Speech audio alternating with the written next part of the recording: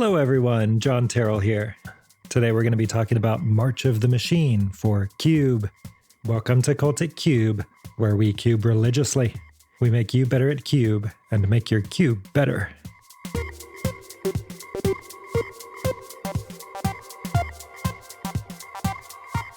I'll be releasing this episode both as a podcast on Chateau Cube and also on my YouTube channel. The YouTube version will have cards displayed. So I've been mulling over March of the Machine inclusions for two of my cubes. The first, Aleasis, is a high-powered Legacy Plus environment, unpowered vintage environment. The second environment is called Petty Nobility. It's a more modestly powered Jenny Johnny sort of environment that goes in for combo-y type stuff, and it's more of a Master's Power level environment. Both of these cubes were featured at CubeCon last year, and you all, CubeCon 2023 planning is well underway. If you weren't able to join us last year, I do hope you can make it this year, October 19th through 22nd in Madison, Wisconsin. Should check out MTGCubeCon.com for more information about that. Wow, it's going to be a blast. So March of the Machine. You all, this set is a pretty dry set when it comes to Power Max environments. I am adding 0 cards from this set to Aleasis, the higher powered cube. It does have a lot of cool tools for more modestly powered environments.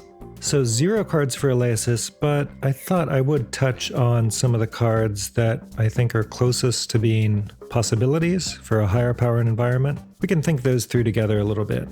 First of all, we've got Guardian Scale Lord. This is from the Commander set associated with MOM. It's 4 and a white for a creature dragon. It's a rare. It has backup 1, so when this creature enters the battlefield, put a +1/+1 counter on target creature. If that is another creature, it gains the following abilities until end of turn. Here are the abilities. Flying, and when this creature attacks, return target non-land permanent card with mana value X or less from your graveyard to the battlefield, where X is this creature's power. Guardian Scale Lord is a 3/4. The obvious comparison here is to Sun Titan. This is a little bit cheaper. It's smaller, of course. It has evasion. It can make somebody else a little bigger and temporarily give it the Sun Titan funny reanimation ability. I think this card's fine. I think it's a hard sell, at least for me, at 5 mana for a 3/4 or maybe 4/5 flyer. And the fact that this requires something to attack in order to get the effect, I don't totally love it. I would be much happier with this card if it cost, say, 3 and a white instead of 4 and a white. Then I think we'd be talking, but at 5, I'm not super into it. Next up, we have Fairy Mastermind. It's a rare. It's 1 and a blue for a 2/1 Fairy Rogue. It has flash, it has flying, and whenever an opponent draws their second card each turn, you draw a card. And it has an activated ability. You can pay 3 and a blue. Each player draws a card. This card's fine. It is a 2 mana 2/1 evasive creature with flash. You know, the stats are fine. And if you are into blue tempo, this is a good card, or a card at least worth considering. It gives you an inexpensive beater that can sort of surprise people, and it wears swords well, of course. It has this little upside that you draw a card if they draw an extra card. And you can, of course, flash it in to surprise draw a card. And I don't know how often it's going to be that is going to line up with the flash surprise blocker. You're probably surprising them one way or the other. But the card can do some tricky stuff, it's true. I do love cantrips, so I like that this card can cantrip, sort of. Also, my environments are replete with cantrips, since I love them so much, which makes this Fairy Mastermind go up in value as well. I'm not heavily invested in blue tempo though, so this looks like a card that is going to be better suited to the sort of cube that supports Delver. You want to beat down with blue, this is a card that could do it. Otherwise, it's just sort of a French vanilla creature that has got fine stats. Next up, we've got Shieldred. Shieldred returns as a mythic who costs 3 black for a legendary creature, Phyrexian Praetor.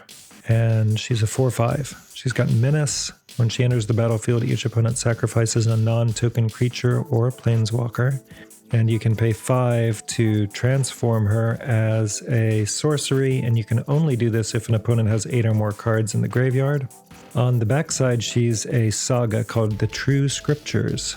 So chapter 1, for each opponent destroy up to one target creature or planeswalker that player controls.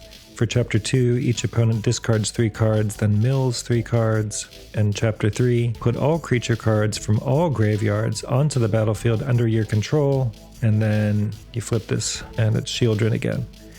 It's 5 mana who kills something when she enters the battlefield, but it's an edict, right? Rather than a targeted kill effect.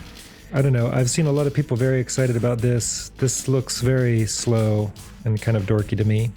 The backside is powerful and does a lot of cool things, but my goodness, you're playing 5 to cast this card, you're playing 5 to transform it, and then you gotta walk your way through the various chapters in order to get to this mass reanimation thing. If you can get there, that's cool, but boy, I don't know. Bad things can happen before you get to chapter 3 of this thing. Alright, next we've got some red cards. Kenra Spellspear. This is an uncommon for 1 and a red. It's a creature, Jackal Warrior. It's a 2/2. It has Trample, it has Prowess, and it has the activated ability pay 3 and a Phyrexian blue mana to transform Kenra Spellspear. What does it do on the back, you ask? On the back it's Jataxian Spellstalker. It's a creature, Phyrexian Jackal. It's a 3/3. Has Trample, Ward 2, and Prowess has double Prowess. That's cool. I don't know, I'm not into it. This card's a Grizzly Bear that has Trample and Prowess. I mean, that's not that exciting in red, honestly. I need it, stick Haste on there and Trample and Prowess, and then we can talk. Ideally stick First Strike on there too. I don't know. My red 2s need to be more impactful than draw it and it just sits there and doesn't do much for me. You can flip it. You have to pay another 4 mana though, right, to flip it. And I guess it's cool if you draw it late game, you get to upgrade it if it's your draw off the top. Although if it's your draw off the top, then probably the double Prowess on the back side isn't enormously helpful to you either. This card not super exciting, I don't think, for high-powered cubes. Next up, we've got Death Greeter's Champion. This is another commander card. It's 2 and a red. It's a rare. It's a creature, human warrior. It's a 2/1. It has dash for 3 and a red. It has backup 1. This is like Guardian Scale Lord we were talking about earlier.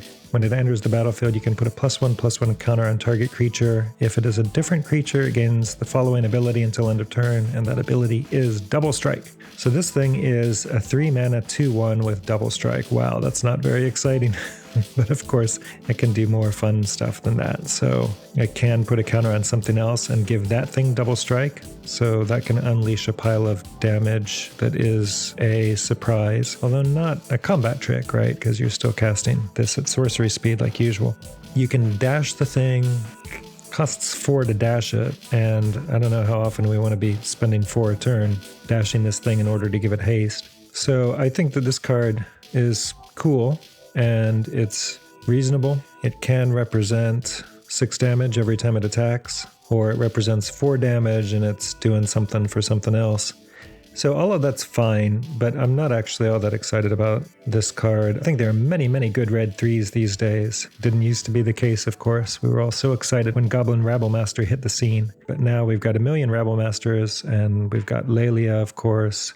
Yeah, I mean, give me a Lelia over this thing for sure. And probably I like a lot of Rabble-Masters better than this too. All right, now we've got Rampaging Raptor. This is a rare. Costs 2 red for a creature dinosaur. That's a 4/4. It has Trample. It has Haste. You can pay 2 and a red to give it +2/+0 until end of turn, and whenever it deals combat damage to an opponent, it deals that much damage to target planeswalker that player controls or battle that player protects. So, you know, here's a Questing Beast in red. I think Questing Beast is only okay. I don't think it's an embarrassing card to run at high power, but it's not a card that I'm that excited about despite the wall of text on it. This worse than Questing Beast probably. And for me, this just does not do enough to merit a place in a high-powered environment, or in my high-powered environment.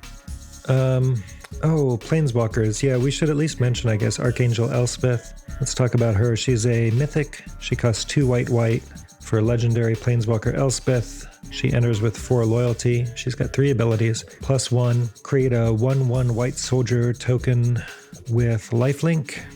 -2, put 2 +1/+1 counters on target creature. It becomes an angel in addition to its other types, and it gains flying. -6, return all non-land permanent cards with mana value 3 or less from your graveyard to the battlefield.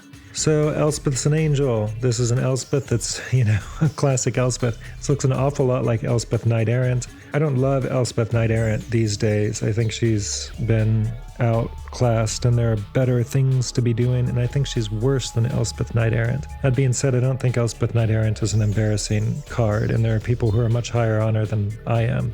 So I think Archangel Elspeth, also not an embarrassing card, well worth testing. I think she's probably better than Sarah, Planeswalker. I kind of like that card, but I haven't cubed it in a good while. Currently I'm on Elspeth Sun's Nemesis, Gideon Ally of Zendikar, and the Wandering Emperor. I like all of those better than this card, so I'm just not on the market for this 4-mana Planeswalker. Okay, I guess another thing to get out of the way is battles. We've got a whole new card type, you all, thanks to Mom, and that is the battle. I'm not going to read these cards to you. You can go look them up. There's a lot of invasions, right? Invasions of Innistrad or Tarkir, all these different planes. So these battles can be attacked like a Planeswalker. They often have an ETB, and then they sit there on the opponent's side of the board. At least these battles do, because they're all called Siege. Presumably we'll have other kinds of battles someday, and I'm excited about that. But these Siege, you give to an opponent, and then you have to attack down the Siege, and then when you do, you get to flip it, and then it does some other stuff. I don't think any of these are that great. I'm really struggling to find a reason to put any of these in any of my cubes. You're just giving the opponent life. You're giving yourself something else to attack instead of the opponent. So you kind of need the front side to do some heavy lifting for you. I don't think the front side of any of these does enough work and at a reasonable enough cost that I'm into it. And then the backsides just matter less, I think. They do some stuff. I don't know. I'm not excited about these battles. Of course, if you're in a multiplayer cube, they go way up in value because anybody can attack down the battle. Although I don't know if other people are attacking your battle for you necessarily, but maybe. And in MOM Limited, these are cool and make interesting board states. So if you love them in MOM Limited, then maybe you love them in Cube. But for me, they're another crack at doing a Planeswalker type thing that is often less impactful, I think, on the whole, than a Planeswalker is. But look, I love that we've got a new card type. That's exciting. And I understand Wizards being rather conservative at their first go-round with these things. It makes perfect sense. Let's try not to break things when we first introduce this card type. I hope and believe that WotC will figure it out. They'll keep tweaking the knobs and we'll get some cool ones in the future. Let's move on to Petty Nobility. So recall, Petty Nobility, this is my more like Master's Power level, Johnny kind of environment. I care about micro-archetypes to a greater degree here than in Elaesis. So we care about things like +1/+1 counters and life gain and blink and aristocrats. First up, we've got Angelic Intervention. This is a common for 1 and a white. It's an instant.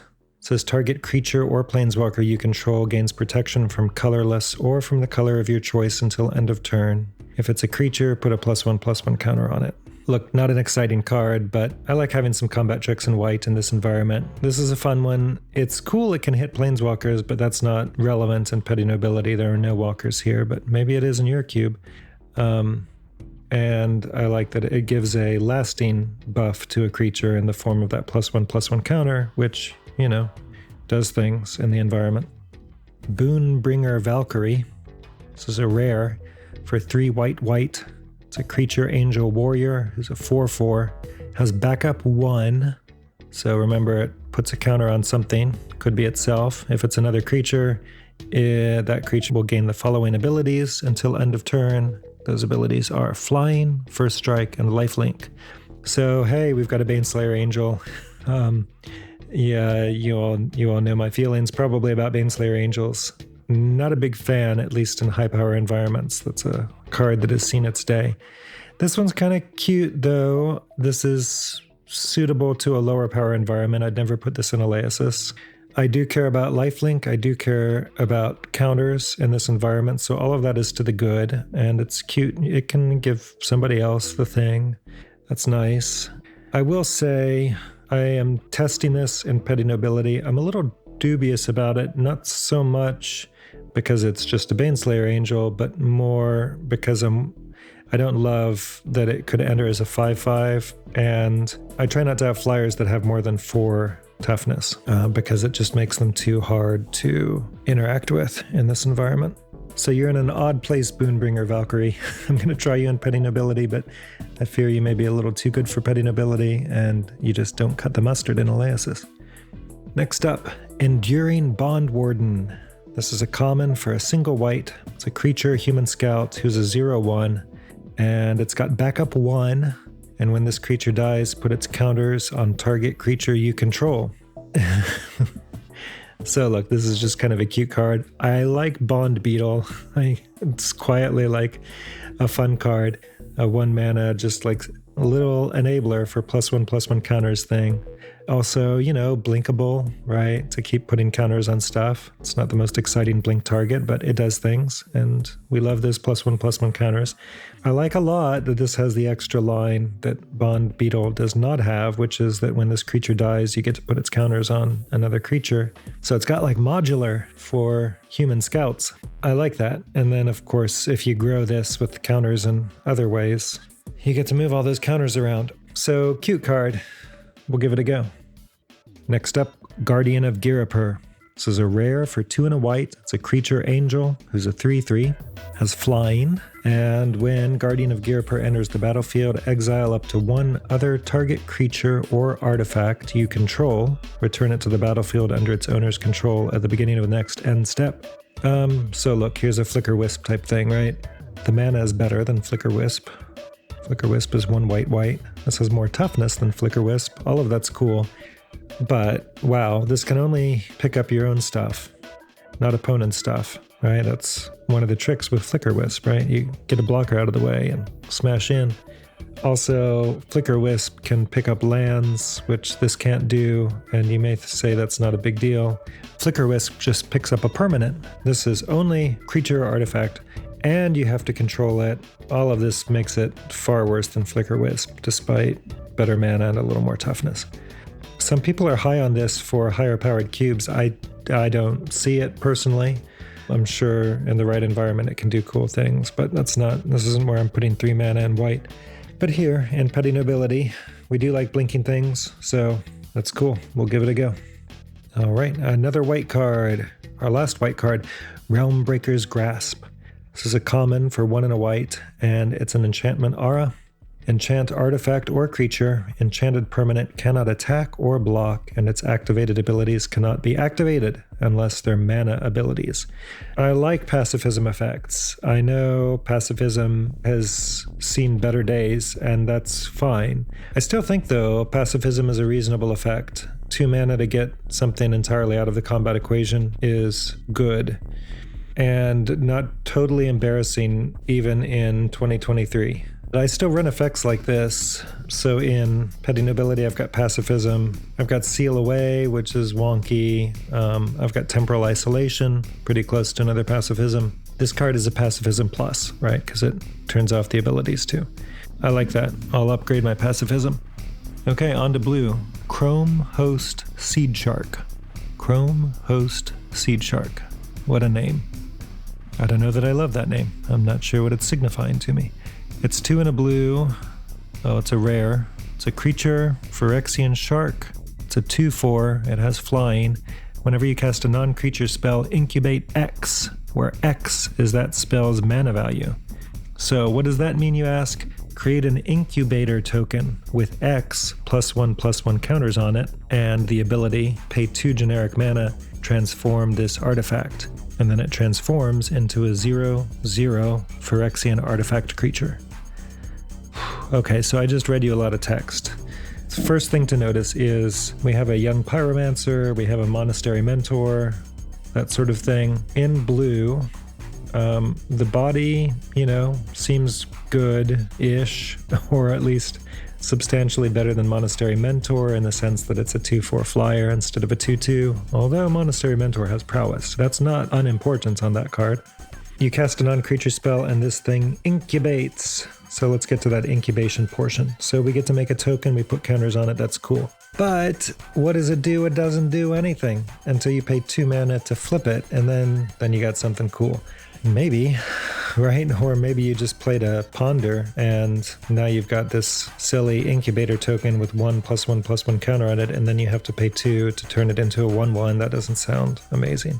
Or maybe you cast Treasure Cruise and wow, you're feeling good about life. Look, this card, I've heard a lot of people talking up for higher powered cubes, and I mean, by all means, give it a whirl there. Why not? But for me, a 3 mana, very defensive body, I guess that's not terrible. Although I kind of want my defensive bodies at 1 or at 2 mana, and by the time I'm doing 3, I don't know, I'm not really looking to be playing walls on 3 mana. The Fun Police have already been putting in a lot of damage by this point in time, presumably. And I don't know if this shark is stabilizing me. And then you still have to cast spells to get it to do stuff, and then you have to pay mana in order to flip things and get the value off of it. So for me, this is just too many hoops.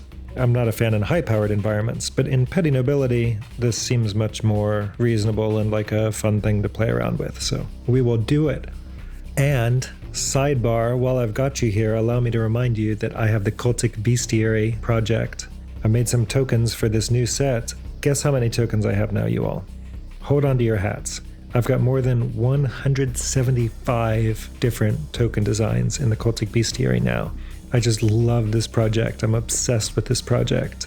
You should check the project out on Etsy. If you are at all interested in medieval art and manuscripts and classical history and Greco-Roman mythology, check out the project.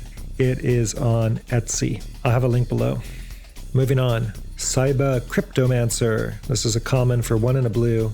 Creature Merfolk Ninja. It's a 0/1.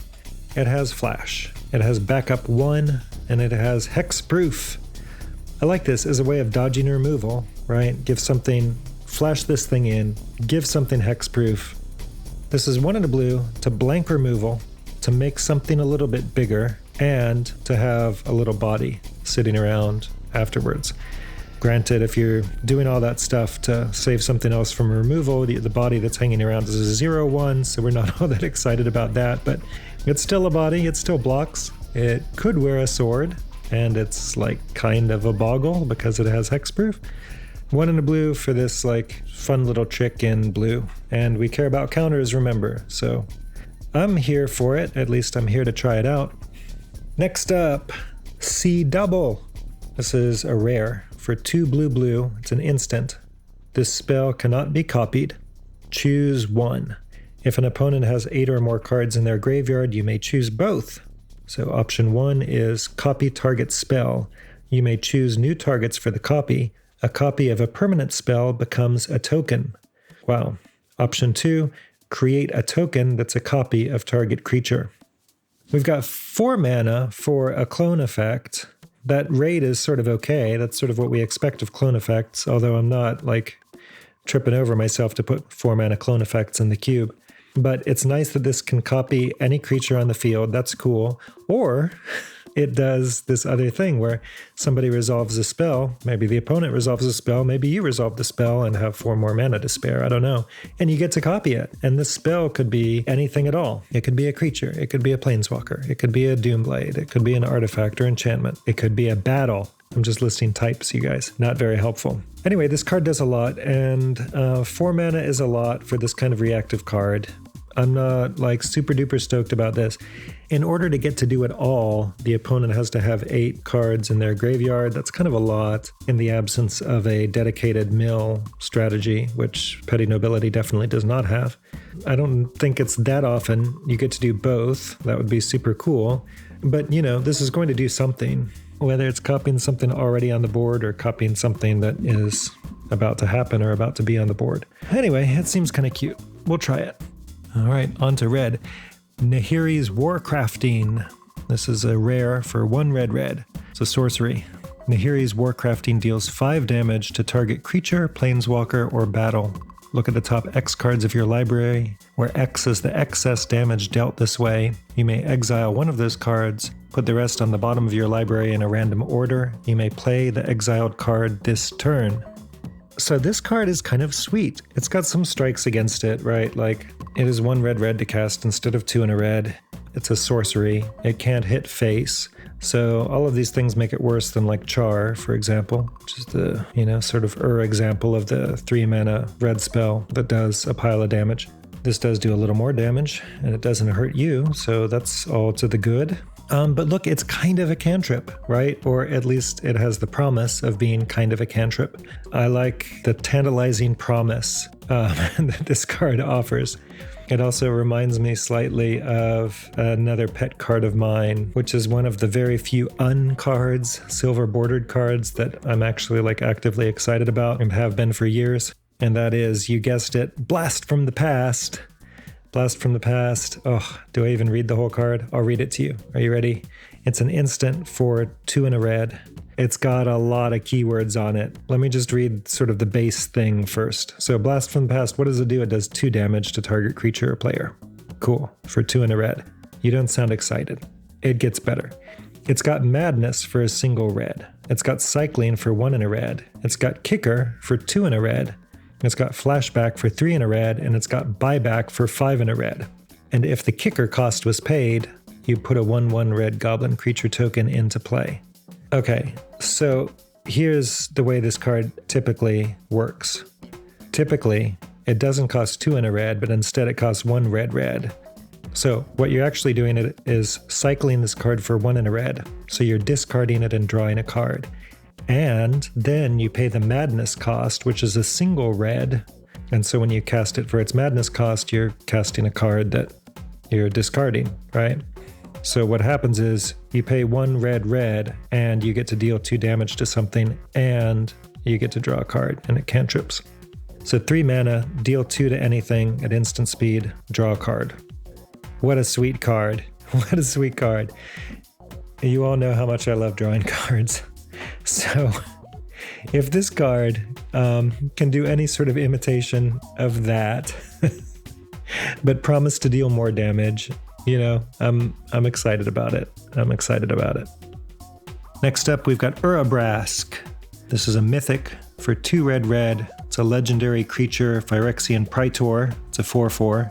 Urabrask has first strike, and whenever you cast an instant or sorcery spell, Urabrask deals 1 damage to target opponent, and you get to add a single red mana to your mana pool. Also, it has an activated ability. You can pay a single red mana to transform it, and you can transform it only as a sorcery and only if you've cast 3 or more instants and or sorceries this turn. On the backside, it is a saga called The Great Work. First chapter, it deals 3 damage to target opponent and each creature they control. Second chapter, create 3 treasure tokens. And third chapter, until end of turn, you may cast instants and sorcery spells from any graveyard. If a spell was cast that way, exile it. And then you flip this back into Urabrask. Okay, so I don't know how much the backside matters. This cube does have a lot of inexpensive spells because it's one of my cubes, and I love my 1 and 2 mana cantrips and so on. So it's possible, but it's not easy to do. And we've seen other cards like this that are just, annoying to meet that bar. Isn't that Flip Chandra from Origins? Something like this. Yeah, Chandra, Fire of Kaladesh. I mean, it's not exactly the same, but you have to work to flip it by casting a bunch of red spells. Or Vance's Blasting Cannons from Ixalan, that double-faced card. Had sort of a similar rider for making it flip. Anyway, Urabrask seems reasonable in a lower power environment, right? 4 mana for a 4/4 with first strike. That's not blowing our mind, and it just dies to removal. But, here in Petting Ability, that's okay. And then it does this cute little thing where it pays you for casting spells, so it works in that Spells Matters deck. It just does a little trickle of damage to them. It has to be opponent and not any target. But then it creates more mana. That's kind of cute. I want to give it a whirl. All right, let's move on to green. Blighted Burgeoning. This is a common for 2 and a green. Enchantment Aura. Enchant land. When it enters the battlefield, incubate 2. and whenever enchanted land is tapped for mana, its controller adds an additional 1 mana of any color. I guess a first thing to say is that in this environment, I don't want a lot of inexpensive hard ramp, so I don't include any ramp spells at 1 or 2 mana. We start at 3. I also don't have any rocks or anything in here, or at least not inexpensive ones, like signets or talismans. So 3 mana ramp spell that also fixes color, that's where I want to be. I am running Grafted Growth in the cube, which is 2 and a green, enchant land, and it puts a +1/+1 counter on target creature or vehicle you control. And this is similar to, what, Gift of Paradise? Oh no, Gift of Paradise, that's the one that gives you 3 life, isn't it? Ugh, I'm blanking on the other one. You know, here's a thing that puts counters on stuff. It puts 2 counters on thing, but only on the incubation target. I don't know, I don't super love this card, but I'm willing to give it a go. I feel like probably Grafted Growth is by and large the more reliable card, although if you don't have a board, then this new card, Blighted Burgeoning, does give you a board in the form of an incubator, but then you have to pay the mana to flip it. Oh, hey, we got another upgrade to the Rabid Bite model of card, just to point this out. Cosmic Hunger is a common for 1 and a green. It's an instant. And it says target creature you control deals damage equal to its power to another target creature, planeswalker, or battle.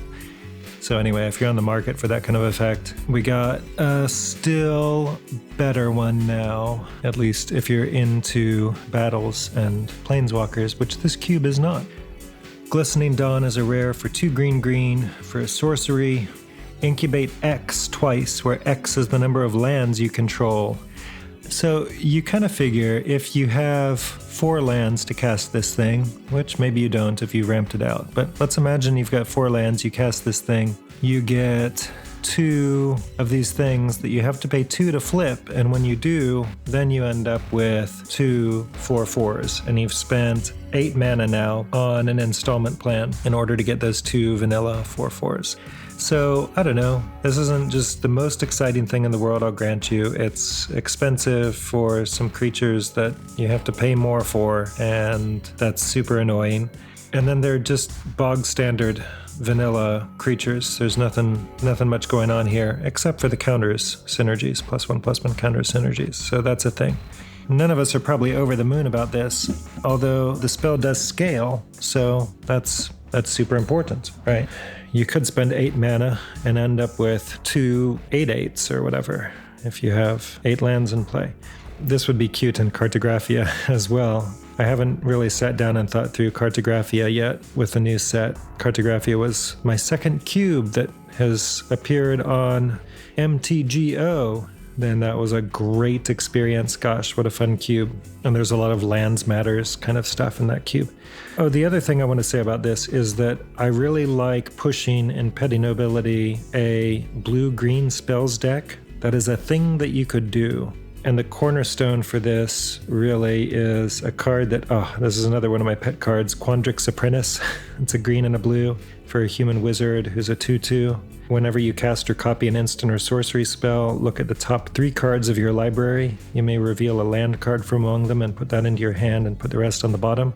So here's this Simic bear who, whenever you cast an instant or sorcery, draws you a land. Not exactly, but it's pretty close. Love that card. I like trying to play up ways that green, as well as blue, can cast spells and do things, even as green still remains a very creature-centric, creature-heavy color here. It's not like I've totally warped the color pie in the environment such that green is mono spells here or anything like that. Next up, Ozolith, the Shattered Spire. This is a rare for 1 and a green. It's a legendary artifact. If 1 or more +1/+1 counters would be put on an artifact or creature you control, that many +1/+1 counters are put on it instead. And it has the activated ability, play 1 and a green and tap it to put a +1/+1 counter on target artifact or creature you control. Activate only as a sorcery, boo. And then it has cycling for 2 generic mana.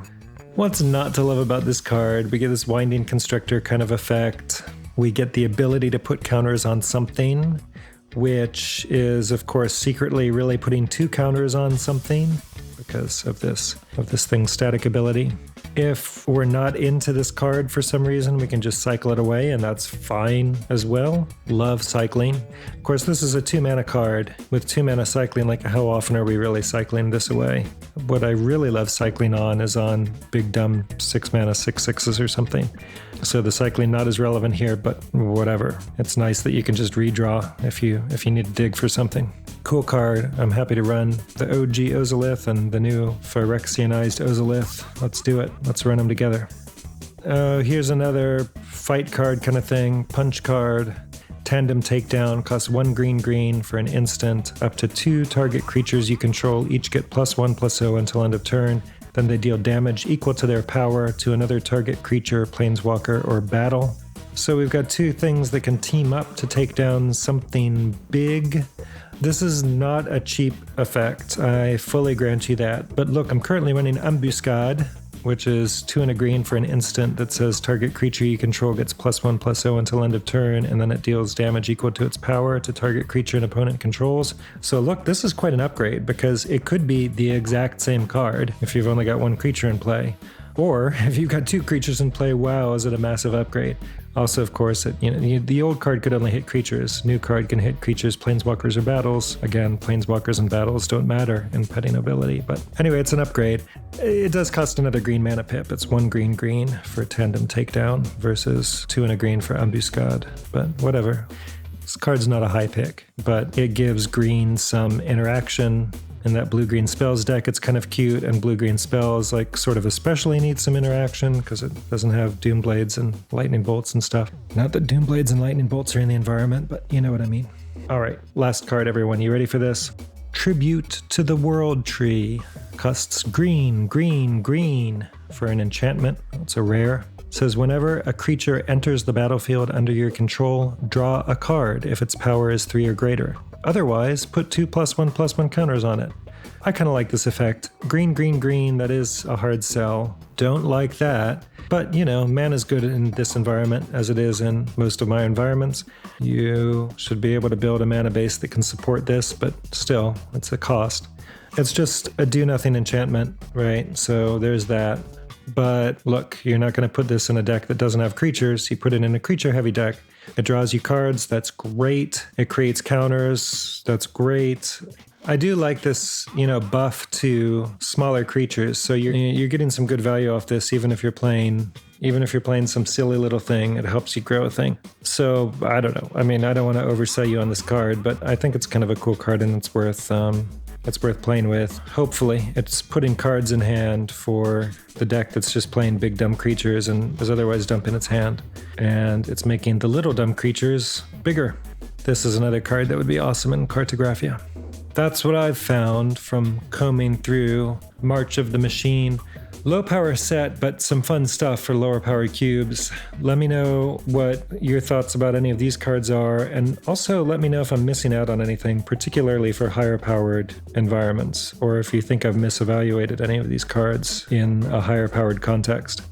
Everybody, go to mtgcubecon.com and learn more about CubeCon. It's going to be a heck of a lot of fun. I can't wait until October. We're going to double our attendance this year compared to last year. It's going to be great. I hope to see you in October, and let's keep hanging out and chatting Cube.